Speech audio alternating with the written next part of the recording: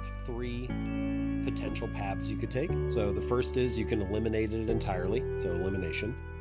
Second option is you can reduce it, so you can like curtail it to the desired degree. I don't want to never drink caffeine, I just want to drink less of it. And the third option is you could substitute it. You could replace it with a different habit.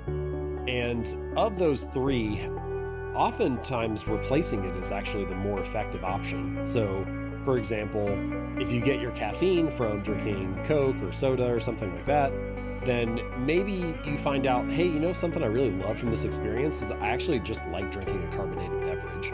And so it's the carbonation that I like. And maybe if I substitute it with sparkling water or something like that, I still get the carbonation sensation, but I don't have the caffeine associated with it. And so that's a way of substituting for that behavior, and you still get something that the experience provides. This is actually kind of an important, just like larger picture, big picture thing about habits, which is every habit that you have, we build habits to solve the repeated problems that we face in life. And I'm using problems in a very general sense here. You know, like let's say that you come home from work and you feel tired and exhausted from a long day. Well, in a sense, coming home from work at 6 p.m. and feeling tired is a problem. And especially if you experience it repeatedly, you got to come up with some kind of solution for that.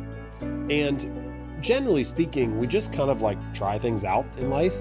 And so you can imagine one person solves the problem of feeling exhausted by scrolling Instagram mindlessly for 30 minutes. And another person solves that problem by playing video games for an hour. And a third person solves it by going for a run for, 20 minutes. And those are all solutions to the same kind of underlying problem, but some of them are more healthy or more productive or serve us better than others. And what do you think the odds are that the solutions you've come up with to the repeated problems in your life are the optimal one? Like, it's just so unlikely that whatever you happen to have stumbled into throughout life is the perfect way or the best habit that serves you most. So I think what I'm trying to get at there is maybe take a little bit of the pressure off yourself and don't worry about judging yourself so much. You're just trying to solve the repeated problems that you face.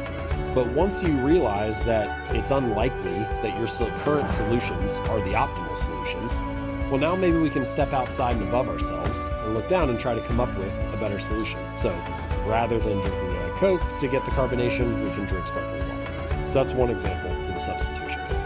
If we want to take the other path of reduction, something I've noticed about myself is if I get a 6-pack of beer and I put it in the front of the fridge, like in the door or on a shelf that's like right at eye level, I'll drink one every night just because it's there.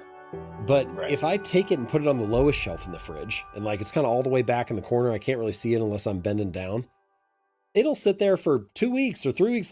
And so I'm like, did I want it or not? Like if it was obvious, then I grab one, but if it wasn't, then I avoid it.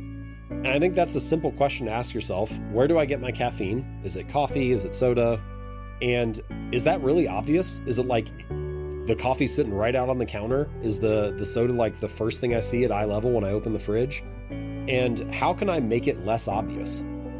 In Atomic Habits, there are kind of what I call the 4 laws of behavior change. And it's just this big picture view of how to build a good habit. And so if you want to build a good habit, you want to make your habits obvious, attractive, easy, and satisfying. And if you want to break a bad habit, you just do the opposite of those 4. So you want to make it invisible, make it unattractive, make it difficult, make it unsatisfying. And so I think, how can you make coffee or soda invisible? How can you make it difficult to drink, like keep it outside of the house, etc.?